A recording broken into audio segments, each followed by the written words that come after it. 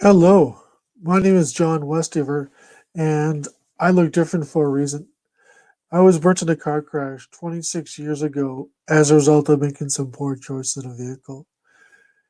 What I want to do today with you is share with you my story and how this car crash that took the lives of three of my friends and left me with burdens to 75% of my body. I want to share with you how that's impacted my life, my friends, my community, as well as my family. Now, as you can see, I'm coming to you from my home, and this is a different time in our society, in our world. We are underneath this coronavirus, COVID-19 pandemic, and it has altered our worlds a little bit for the time being.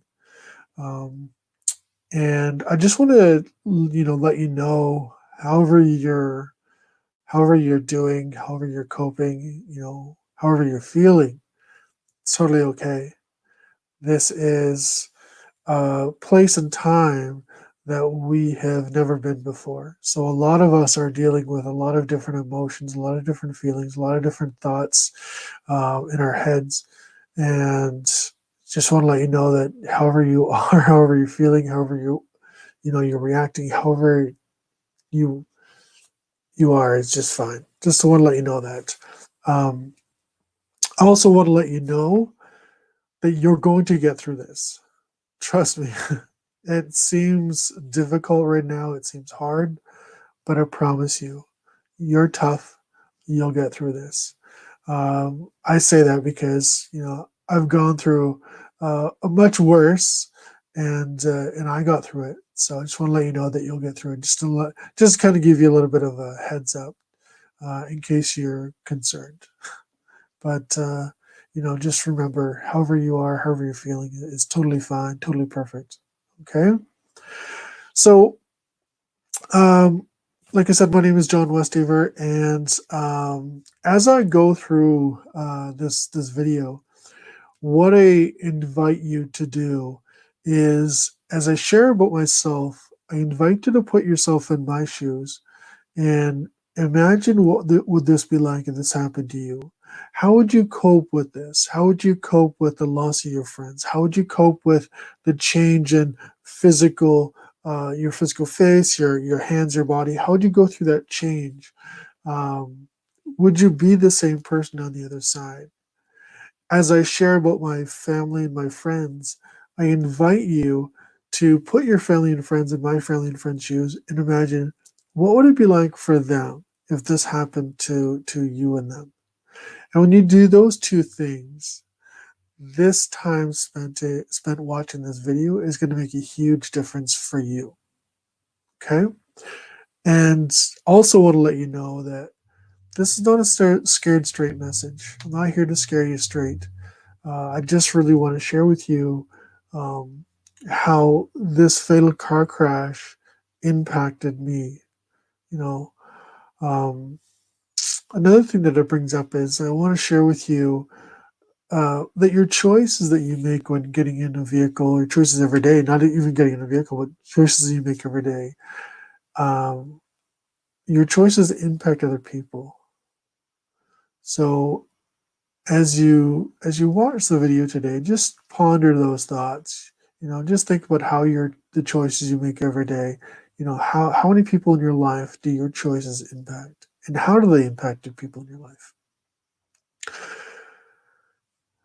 As I think about the current situation that we're in, I just want to acknowledge you guys, you the grads, you for graduating. Your huge milestone in your life. This is supposed to be a celebratory moment, celebratory milestone in your life. And, most of you may not even get to have a graduation ceremony. So I don't know how that looks. Um, but when I think about it, it definitely is heartbreaking. But it also reminds me of my graduation. When I was in grade 12, that's when the fatal car crash happened. And when our graduation happened, I was in the hospital in the burn unit, and so the principal, the vice principal, some teachers, some friends, and my parents came to the burn unit the day before the graduation and had a little ceremony for me. And then the next day they had the main ceremony. So I know what it's like. I know what it's like to miss your graduation. How it's totally sucks. Um, so I just want to let you know that I know how it feels. So a little bit about me. So I grew up in a small town in New Brunswick, and I like to say that I was the typical teenage guy. I second youngest out of eight kids, good family. Um, and growing up, I did all kinds of things like summer camp. I had lots of fun at summer camp. Have you been to summer camp before? I love summer camp. We had lots of fun there. We did all kinds of fun things. I also had a part-time job in school. Gave me some money in my pocket. Also gave me a good work ethic. And as a teenager, I actually lifted weights, did a little bit of bodybuilding, and got into wrestling. And I was on the high school wrestling team. I love being part of that team. But I also noticed in high school, a lot of my friends and my older brothers, whenever there was a celebration or a get together or festivities, it seemed like there was always alcohol or drugs involved. And so it seemed like, you know, everybody had to drink or partake in drugs. And I looked up to my older brothers and friends, and I wanted to fit in with them. So I started experimenting with alcohol at an early age. And it got to the point where in grade 12, I was drinking all the time. I was always partying. My parents barely ever knew where I was.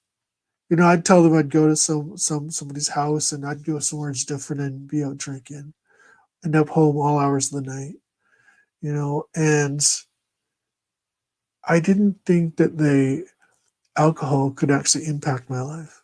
I didn't think there's any negative consequences of drinking and partying. Now, I was also that teenager that loved to speed.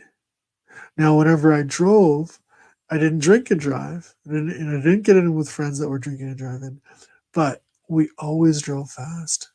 I had my license at an early age at 16, full license, and I didn't own a car, but I had a family. We had a family vehicle, and whenever I got the family car or somebody else's vehicle, I got to drive, and I would always drive fast, never thinking about the impact of my choices, never thinking about what could happen, never thinking about being involved in a fatal car crash. I just love the adrenaline. I was like most of my friends. We just loved the speed. We loved that adrenaline. And like I said, I didn't think about how these choices could impact my life. That was until April 29th, 1994. It was a typical Friday night in my hometown. Me and my friends, Jimmy, Jason, and Aaron, decided to meet up at the local pool hall in our hometown. Now, I'm going to talk about these guys because these are my boys. And maybe you have your own crew or your own posse, your own girls or guys you hang out with, your own core group of friends. These are my boys. So on this particular Friday night, we met up at the local pool hall. So Jimmy was a really good friend of ours. We had graduated. We were graduating with Jimmy. We went through the grades with him. Really good friends. We partied with him quite a bit. He had the fast car. It was a 1980 Chevy Impala. It was a big boat, big fast car. Loud stereo, nice looking vehicle. We loved it. It was great because he would always take us out and he'd sober drive quite a bit for us, so it was great. Um, Aaron was another good friend of ours. He had graduated the year before, uh, but like most of you, probably, you party and hang out with some of the people in your school that are in other grades. So we hung out with Aaron. We kind of grew up with him as well through the grades. Um, Jason. Jason was my best friend. He was my childhood best friend. And we lived a couple of houses apart. We grew up together. We went through a lot of the grades together. And we had the same part-time job. We were on the same wrestling team. We had the same interest. He was like family. He was like my brother. And this particular Friday night, we decided to meet up at the local pool hall in our hometown. And when we met up at the local pool hall, we hadn't heard of any parties yet, and we were trying to figure out what to do. So, being four teenage guys on a Friday night, we're thinking, hey, let's create our own party. So, we decided to go to this town about 45 minutes away called Macadam. We heard there's a pool hall there. We'd never been to this pool hall before. So, we're like, hey, let's go check this place out.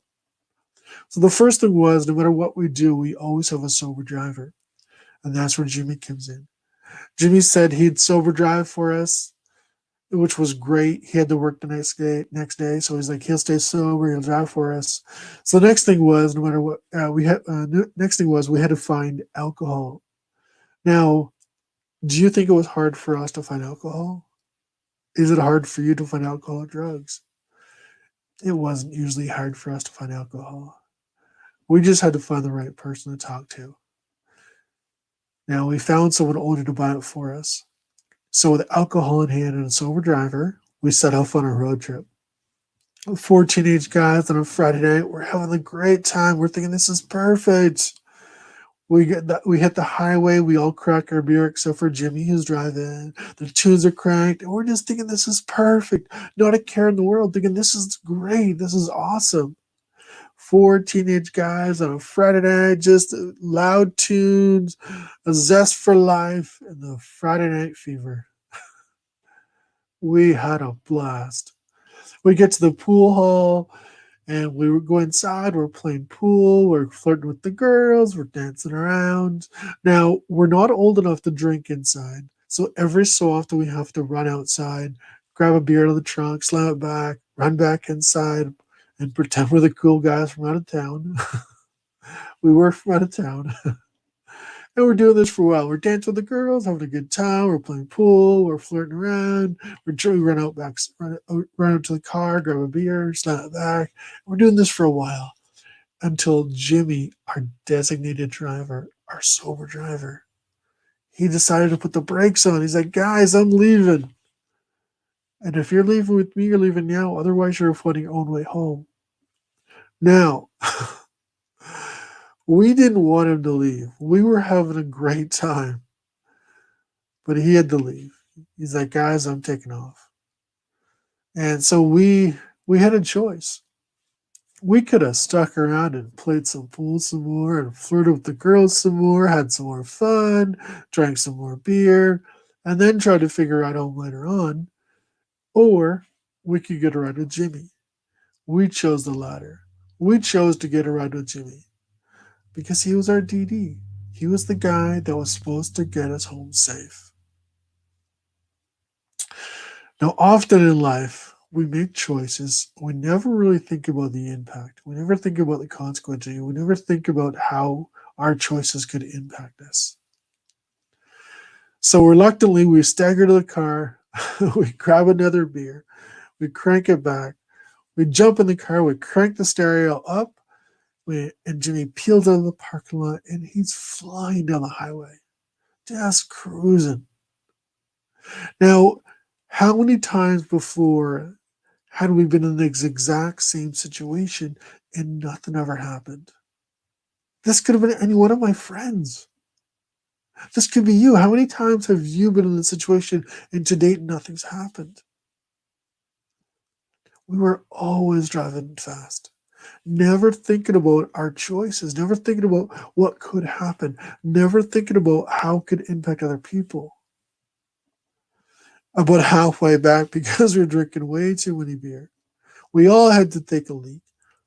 So we got Jimmy to pull over in the parking lot about halfway back. We run out to the bushes, we unzip, we let her rip. We zip it back up, we get back over to the car, we grab a beer out of the trunk, we cheers each other, we jump in, we crank the stereo, and we just fly out of that parking lot, just screaming, just flying down the highway. We're thinking this is perfect, this is great. How many times before have we been here? Thinking we're totally safe because we got a DD. It's Jimmy's car. He knows his car limits. We're fine. We're great. Never thinking about what could happen. Never thinking about the consequences of our choices. We were four teenage guys on a Friday night, living it up, thinking nothing could possibly go wrong. How many times have you been here in this situation and to date nothing's happened? When I look back at that moment, what I recall is just how carefree we were. You know, we were full of life. We were teenage guys. We weren't really bad kids. We all had great futures. We all had promising futures. And we were about a month and a half before high school graduation. So we got the graduation ceremonies coming up. We got the graduation parties coming up. Yeah, this is awesome. We got summertime road trips and parties coming up. We got college or work or university, whatever you're doing next year. Our whole lives were ahead of us. And that carefree experience, that Friday night fever, that was the last thing that I remember.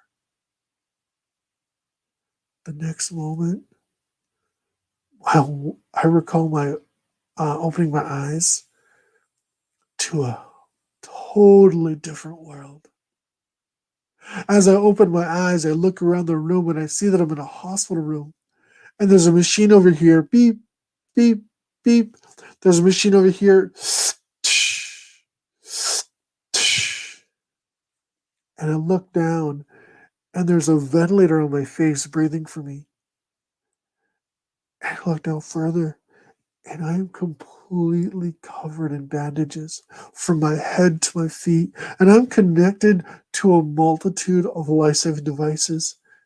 And I'm scared. I'm freaking out because I have no idea what's going on. I don't know why I'm here. I don't know what happened. I can barely move. I'm not in a lot of pain because I'm heavily medicated. But man, am I scared and I'm freaking out. I remember someone telling me not to try to talk, that everything was going to be okay. But here's the thing, it wasn't. In that moment, when I woke up from that coma, my whole world had changed. My whole life had changed. I began living a nightmare, something that no person should ever have to face, especially a teenager. I wasn't equipped to deal with this. I wasn't equipped to deal with this shit. I was a 6'2", 240-pound heavyweight wrestler. I grew up being teased and bullied quite a bit. I grew up tough. But what I would go through, man, it would break me.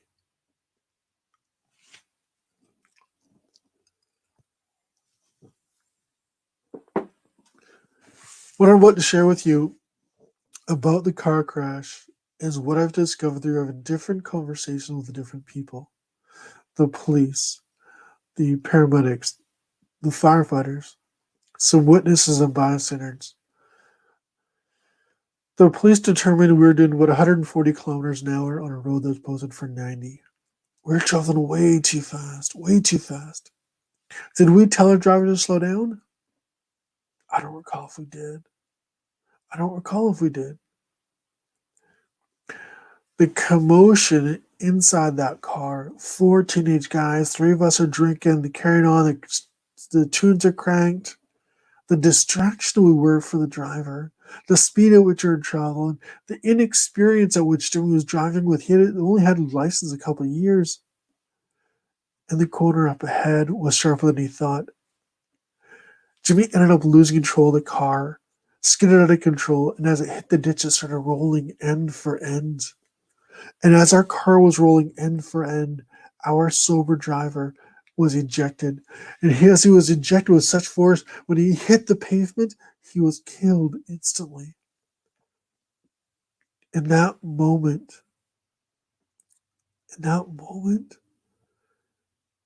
Jimmy's family was forever changed. They would suffer immensely, suffering that is still felt today. In that moment, his teenage life, just like yours, his promising future, his promising life, his full life was over. The car continued rolling over and over again, and it slammed into a telephone pole where it burst into flames. Myself, I was lucky. I was lucky because I managed to get out. I sustained burns to 75% of my body, and I had a broken arm. I was lucky. My best friend Jason and Aaron, they weren't. They were trapped in that car, unable to escape. They were screaming for someone to save them, for someone to help. That car had exploded into this massive ball of fire. The smoke, the flames, the heat were too much for any person to reach them. And this is where witnesses and bystanders watch them burn as they scream for someone to save them. Like I said, I was lucky. I was lucky because I had gotten out. I was standing beside that car. I'm on fire and I'm screaming for someone to help. A witness that had seen the crash, he had ran down and he took his jacket off and he threw his jacket over me to try and smother the flames out, but it didn't work. So he yelled at me to get down on the ground, and when it did, he had covered me in some sawdust. He had got the flames put out, and when he had the flames put out, he then helped me up on the side of the road. And lucky for me, there was a nurse there. Her name was Annie. She was a nurse that lived nearby. She came to help out, and she grabbed me and she laid me on the road in front of one of the parked cars. And she tried to cut me off my clothes with a pocket knife. She tried. Unsuccessful, she called out her pair of scissors. She recalled somebody handing her some scissors, and she started cutting off my pants.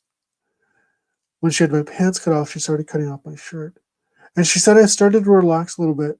Well, as much as you can relax when your skin is on fire. By about this time, the paramedics had arrived, and she handed me over to the paramedics, who then took me to the local hospital in St. Stephen, where I lived.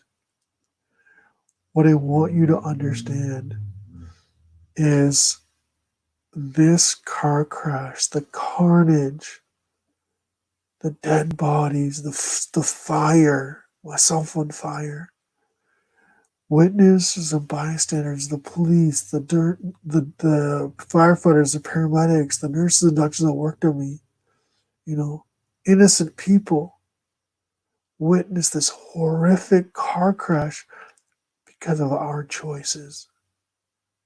Stuff they couldn't unsee. Car crashes like this impact other people immensely. Innocent people. When I got to local hospital, the that's when my police called my parents. It was about 1 or 2 in the morning when my parents get a phone call. Police officer introduces himself. My father answers the phone. Police officer introduces himself and proceeds to explain to my father that I was involved in a major car crash. Didn't say how bad it was, wouldn't say how bad I was, just said go to the hospital right away. And so my parents got dressed and went to the hospital. What do you think they were thinking? If this was you and your parents got that call tonight, how do you think they would react? What do you think they would think if this was you? My parents had no idea what to expect. They had no idea the nightmare that they were about to walk into. When they got to the local hospital, the police officer stopped my parents at the door. Somebody that my father knew. He said, before you guys go in to see John, I have to let you know he was involved in a major car crash. He was with 3 of his friends, and he is the only survivor. And my parents were destroyed by that news. They were in shock and horror. First thing they asked was it with Jason? Because Jason was my best friend. And it was like a son to them. When they confirmed that he was, and then he didn't make it, and my parents just, they were shocked and horrid. They're just destroyed. The police officer looked at my mom and said, "Before you go in to see John, I have to let you know. He was badly burnt and horribly disfigured." He looked at my mom and said, "I don't know if you can handle seeing John at this moment." So my father bravely went into my room. And as he goes into my room, he sees he walks by the door and he sees a person in the hospital bed. He didn't recognize me right away. He said my body was charred black from the smoke and the fire. My skin was sloughing off, blistering and sloughing off. He didn't even recognize me. There was nurses and doctors working on me. When he finally realized that it was me laying in that hospital bed, all these horrible thoughts are going through his head. Like, is he going to make it? If John makes it, what kind of life is he going to have? How am I supposed to help John get through this? He took a deep breath, fought back the tears and the emotions, and he stepped into my room. He said, when I saw he was there, I sat up right away and I started to apologize. I said, "Dad, I'm sorry. I didn't mean to be in the crash. Don't be angry with me. I'm sorry." Anger was not the emotion he felt. He said, "Everything's going to be okay. Just listen to the doctors and nurses. Everything's going to be okay." But here's the thing. He didn't know everything was going to be okay. He was just as scared as I was.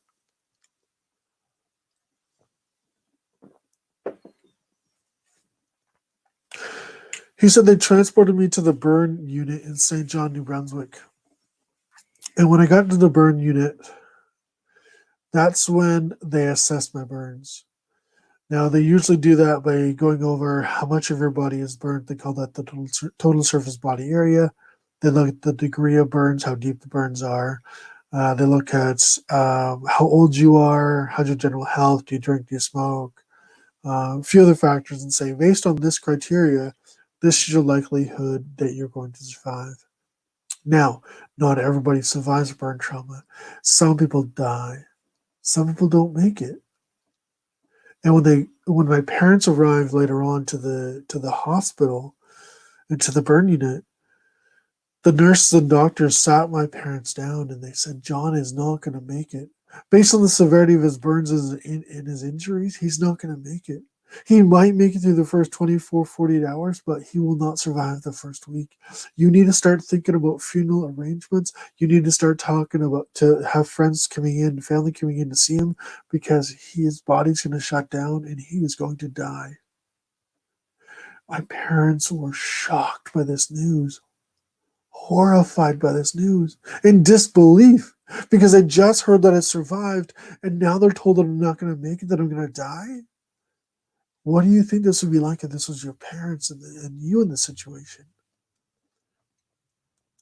The doctors said, what we can do for John, because of the severity of his injuries and the pain from the burns, what we can do for him is we can sedate him. We can put him in a drug-induced coma so he doesn't experience the pain, and we'll let him pass easily. And that's what they did. They put me in a drug-induced coma and they let me die. Now, as you can see, I didn't die. I survived, but it was hell. It was hell that I survived.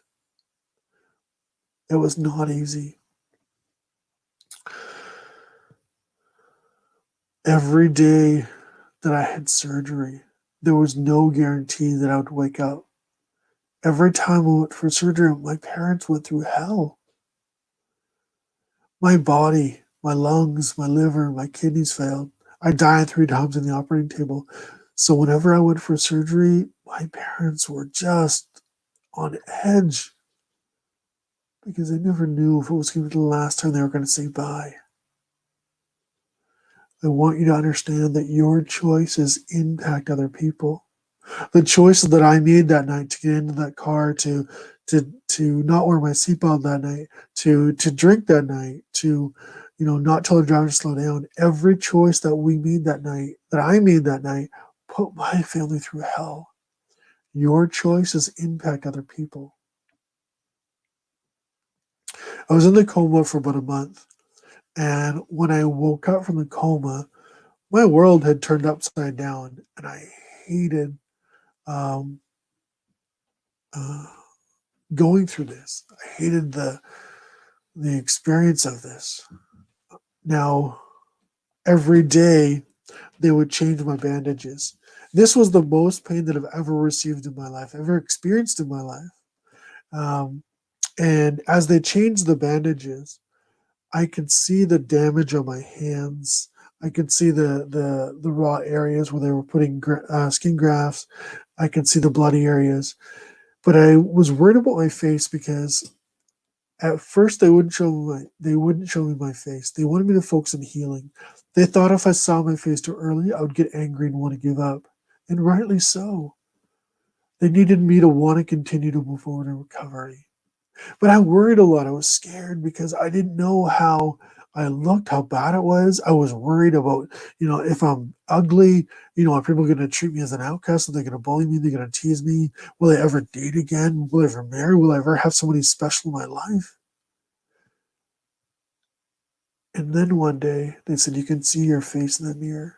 When they thought I was ready, they wheeled this little table over my bed, little multi-purpose table that's been in the room the whole time. And they propped me up and they said, when you want to see your face, you can. All you have to do is lift the lid on the tabletop and you can see yourself. Now, all these emotions are going through my body. I'm scared, I'm worried, I'm excited. I don't know what I'm gonna look like. And what if I'm ugly? What if I'm broken? I take a deep breath and I lift the tabletop and I see my face for the first time and I'm in disbelief. I see a bandage on my head, I see bandages on my face and scarring on my face. And I'm that teenager that tells people not to worry about me, that I'll be fine. But inside, I'm dying. I hate the way I look. I hate the way I look. I think I'm broken, ugly, and destroyed. And I don't know how people are going to treat me. How would you react if this was you? If you woke up like this tomorrow, how would you react? How would you cope with this? Would you have the support? Would you have the internal um, strength and conviction to move forward? A lot of the times I didn't, but my family was there to support me. My friends were there to support me, and they helped me get through this. They showed me that even though I looked different, I was still the same John underneath. And that support and encouragement is what I needed to move forward. Seeing myself in the mirror for the first time was hard.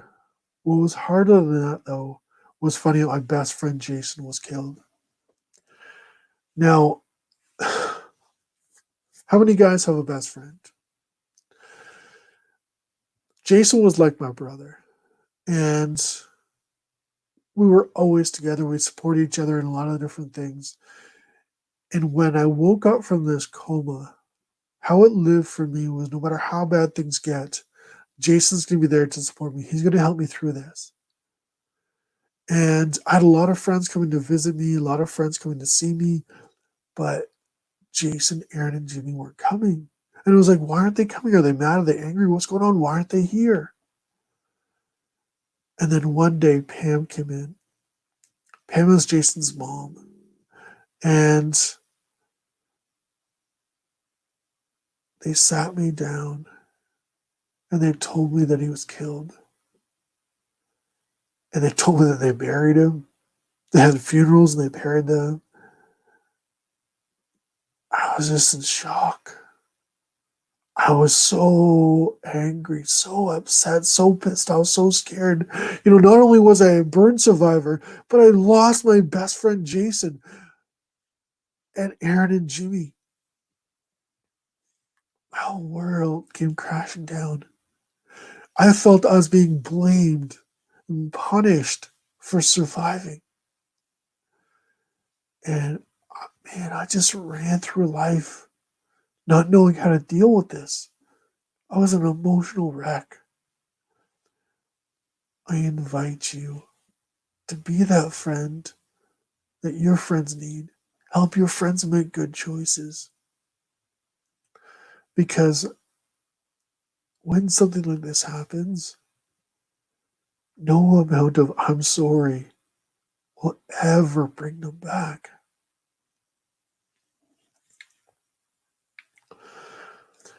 Seeing myself in the mirror for the first time was hard. Finding out our friends were killed was probably one of the hardest things that I had to go through. What more could I deal with? Well, when I come out of the burn unit, I soon began to notice people looking and staring at me. And I hated the way I looked. I thought I was broken, destroyed, and ugly. I didn't want people to see me like this because when they saw me like this, I really didn't think it was a true representation of who John Westover was. John Westover was this good-looking guy, not this ugly burn survivor. And when people would stare at me, man, I would just want to curl up in a little tiny ball and die. Imagine looking like this, being so fragile, such an emotional wreck, and people staring at you. How would you deal with that? Well, I would just want to curl up in a little tiny ball and die. But as time has moved on, as time has passed, I've learned to accept the way that I look. I've learned to accept my scars for what they are, and that's just scars. Do you know that we all have scars, some internal, some external? Mine are mostly external. I have a lot of internal scars too. We all have scars. That's kind of the thing about being a human being. And a lot of times we don't like our scars. But I've learned to love my scars for what they are, and that's just scars. I've learned to accept the way I look. I learned to love the way I look. I'm 6'2", I look like this. I stand out in a crowd. And when I'm out there and somebody stares at me, I'm like, of course they're staring at me. I'm drop dead gorgeous. Just kidding. No, when somebody stares at me, I get it. I understand. I smile, introduce myself, and explain why I look different. The emotional pain that I went through was more difficult than the physical pain. The physical pain was the easy part. It's the survivor guilt that I felt, you know, that I survived and my friends didn't. The blame and the shame that I felt, looking at my friends' parents and my friends, you know, saying that I survived for years, I blamed myself that I survived. I thought I was being punished. I want you to understand when you survive a crash like this, man, it impacts you and it impacts the rest of your life. I want to talk to you about choices now, specifically road safety choices. Now, we all make all kinds of choices every day. Things like what to have for breakfast, what school to apply, even something seemingly trivial as whether or not we can make the yellow light before it turns red. Now, a lot of the choices we make in life, they don't have a life-altering result. Like if you have a donut instead of eggs and toast for breakfast, sure, you're probably going to have hungry long before lunch, but it's probably not going to destroy your life. If you take chemistry instead of visual arts, sure, that can have a long-term and important implication in the rest of your life. But that's not what I'm talking about. I'm talking about those instant snap judgment decisions, the ones that are made in a heartbeat, the ones that seem like instinct and like choices, but make no mistake, they are choices. And I hope that seeing a video like this helps you make these choices when you're in this, when you're in these crunch times. And let's face it, that's pretty much every time you get an old vehicle. Now, you probably heard before that we don't like to use the word accident to apply to a lot of these car crashes. Usually because there's too many factors in the situation that could have been changed for it to be a true accident. It's not an accident if you get so drunk or stoned or smashed before you get behind the wheel and you choose to drive your vehicle and you end up wrecking it. That's not an accident. That's a crash. It's not an accident if if you hit the car ahead of you who stopped at the stoplight while you're texting on your phone while you're driving. That's not an accident. That's a crash. These are preventable. Now, it's simple to make the right choice when you're in a vehicle. It's simple to drive the speed limit. It's simple to wear your seatbelt. It's simple to make sure your head's clear when you're driving, whether it be drugs or alcohol. It's simple to put away the distractions while you're driving. It's simple, but it's not always easy. We all get tempted. We all get put in situations where it's easier to maybe drive home after having a few drinks or ingesting some drugs than it would be to call a cab or wait for a bus or call a parent to come pick us up. And we've all had times where it's easier to stay quiet than to tell a friend or a family member to slow down or put away their phone while they're driving. But these are the choices they make all the time, and these are the choices that can have lasting repercussions. And I hope that seeing a video like this and hearing a story like this, a real story, I hope it helps you make these simple choices easier. You see, as I laid on the hospital bed, I had choices to make. Nobody could make the most of my life but me. So I've decided to take this tragic event that's happened to me and turn it into something positive to try to make a difference in other people's lives. That's the choice that I decided to make. Are you willing to start thinking about your own choices? When you get into a vehicle, will you make sure that your head is clean enough to drive responsibly? And that's not just that you haven't had too much to drink. It's also other drugs like marijuana, certain illegal drugs. Also, what about distractions? What's number one biggest distraction behind the wheel nowadays? Cell phones. What about emotions? You ever heard someone say they were so angry all they could see was red? How the hell are you supposed to drive if all you can see is red? So choosing to drive while impaired by any of these can have a huge lasting repercussion. What about seatbelts? Will you choose to buckle up every time you get into a vehicle? What if you get into a vehicle and you buckle up and you're driving and your family member or friend doesn't buckle up? Will you choose to speak up and say something? And what about speeding? Let's say, for example, you're out with your friends one night and maybe it's your girlfriend or boyfriend driving or a good friend driving and they're cruising. It's a beautiful, clear night out. The roads are nice and clear. The adrenaline's pumping because the music's loud and pumping and your buddy's just cruising just a bit too fast. What if an animal or child darts in front of you? What if the semi up ahead doesn't see you as he's pulling out? What if the corner up ahead is a bit sharper than you think? By no means am I saying live life based on what ifs, but just to weigh the risks, weigh the consequences. If that little voice inside your head is telling you to speak up, do it. It'll be easier to live with the thought that you may have had a momentary cooling effect on someone's mood than to say nothing and have to live with the knowledge that you could have prevented a tragedy like this. I hope that seeing this video helps you make these simple choices easier. This is the article that ran in the paper Monday morning after my crash. I invite you to put your picture where my picture is in a moment, and your friends where my friends are, and imagine for a moment what would this be like if this happened to you? Like, what would this really be like if this happened to you? How would your graduation be? How would your community be? How would your school be Monday morning after that crash?